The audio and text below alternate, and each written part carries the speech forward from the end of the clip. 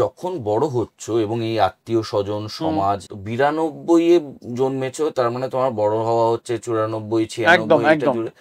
তখনও কিন্তু আজকে যতটা সেন্সিবল আমরা, যদিও যথেষ্ট নই, তার থেকেও কম ছিলাম। কিছুই ছিল না, কিছুই ছিল না একদম। এইবার চারপাশটা কিরকম ছিল?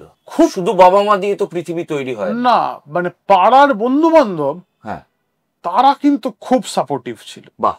এইটা হয় আমার বাড়ির জন্য, নয় তাদের মানসিকতার জন্য। আমি ছোটবেলায় সাইকেল চালাতাম, যেটা এখনো পারি।